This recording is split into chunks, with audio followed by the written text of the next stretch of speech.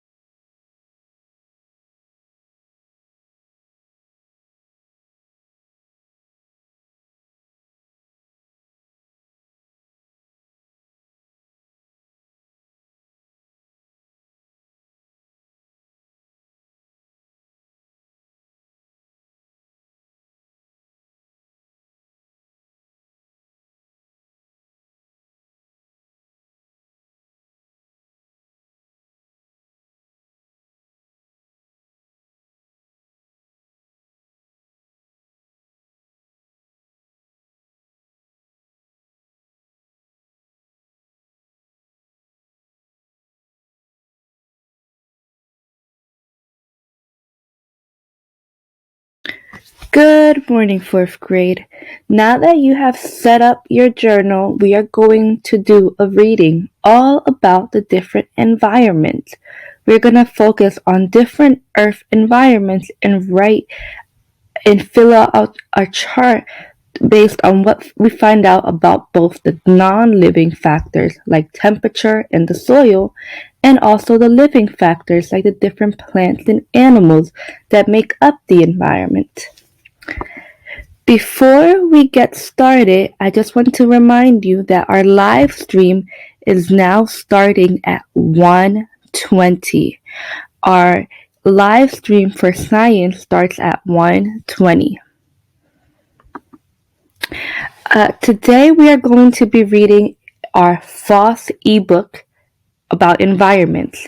We're going to be reading pages 3 through 5 and then page 10. In these pages, we're going to be learning more about the environment that is a rainforest. Let's get started. Environmental scientists know a lot about Earth's environments. There are aquatic environments and terrestrial environments. Terrestrial refers to Earth's land. There are 6 major terrestrial environments in the world. There are tropical rainforests, desert, temperate deciduous forests, grasslands, taiga, and tundras. Some of these environments you may be familiar with, and some of these environments may be new to you. That is okay. We are going to read about each of them the next couple of days to learn more about its environment. Each environment can be described in terms of environmental factors. The environmental factors are living and non-living parts of the environment. The living parts of an environment are all the plants and animals that live and thrive in that place. The main non-living components that define the 6 environments are the temperature, the rainfall, and the soil type. For example, the tropical rainforest environment is different from the desert environment. The tropical rainforest is hot and wet, and the soil is poor because it lacks nutrients. The desert environment is dry and sandy. Most deserts are hot, but some are cold. Let's take a closer look at these 2 terrestrial environments and compare the living and non-living environmental factors. We're going to start out by examining the living and non-living environmental factors of a rainforest. Tropical rainforests are home to more kinds of life than any other terrestrial environment. At least half of all the different kinds of plants and animals in the world live in the tropical rainforest. Tropical rainforests are also the winter homes for many birds that live in other places the rest of the year. That's interesting. When birds fly south for the winter, they go to a rainforest. Life in the rainforest can be divided into layers. Each layer has different plants and animals. Most of the tropical rainforest plants are trees. We can add that to our chart. They go to heights of 20 to 30 meters. Because the trees grow very close to one another, their tops grow together. This forms a broad canopy or a roof above the rainforest. Look at this example picture of a rainforest. See how all the leaves and trees are kind of like woven in together? We can't even look deep into it because the leaves have formed a canopy.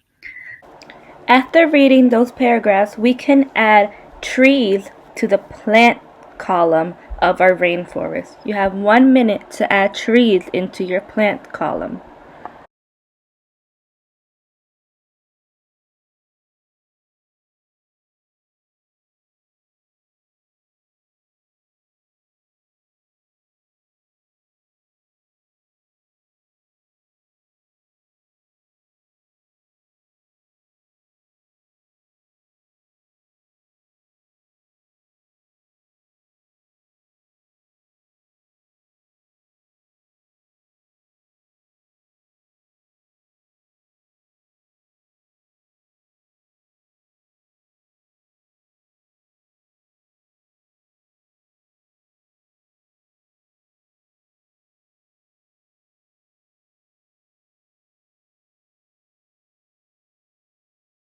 The highest layer in the rainforest is the canopy. There is a lot of sunlight in the canopy layer. This is where most of the rainforest animals live. Monkeys, sloths, and bats spend most of their time here. These are some living things that we can add to our chart. Tree frogs and snakes live in the treetops along with toucans, hummingbirds, ants, and beetles. These are just a few of the millions of different kinds of animals that live in the canopy. Orchids, ferns, and other air plants grow on the branches of the canopy trees. This is more information we can add to our plants column about rainforests.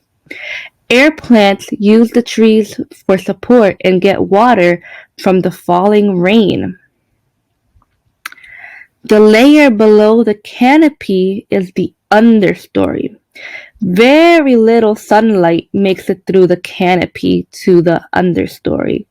It is a dark place full of tree trunks, young thin trees, and broad-leaved plants, but they thrive in shady conditions. That works for them since it's not very much sunlight. A number of these plants are popular houseplants in the United States. The animals living in this layer include jaguars, leopards, frogs, snakes, parakeets, and many kinds of insects. This is more information we can add to our animals column about rainforests. The bottom layer is the forest floor. The forest floor is often covered with moss and wet leaves. Almost no sunlight makes it to the floor. This is where centipedes and scorpions live. Many insects such as termites, ants, cockroaches, and beetles also live here.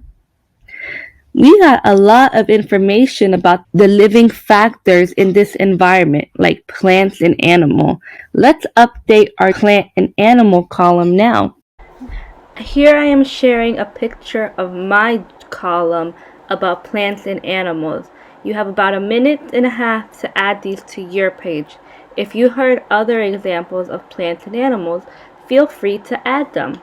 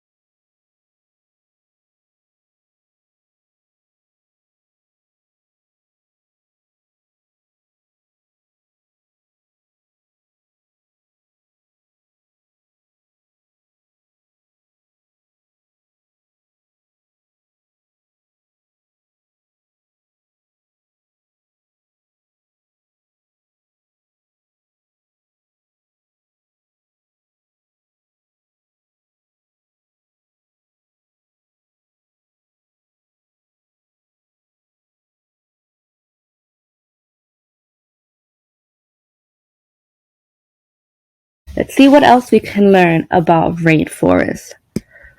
Look at the map to see where tropical rainforests are on Earth.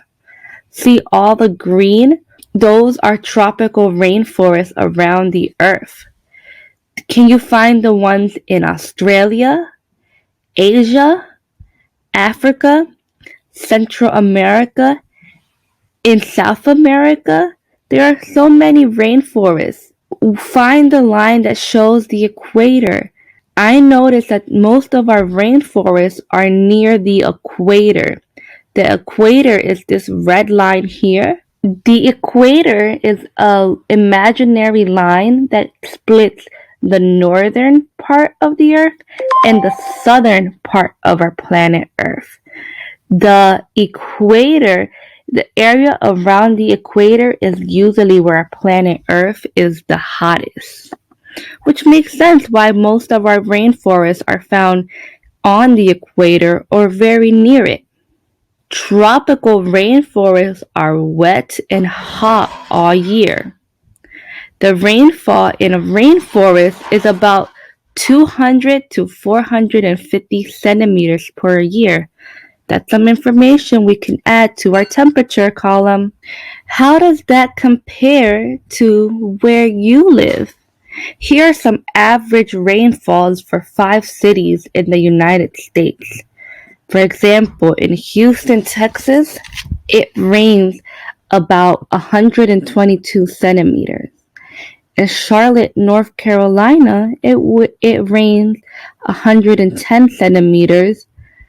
In Chicago, Illinois, it rains about 92 centimeters. In Anarch, Alaska, it rains about 40.5 centimeters. And in Phoenix, Arizona, it rains about 21.5 centimeters. It rains a lot more in the rainforest than it does in these US cities. Let's keep reading to see what else we can find. The rainforest soil is shallow and not very fertile. Most of the nutrients that plants need to survive are in the trees. If the trees are cut down and taken away, the nutrients are lost to the rainforest environment.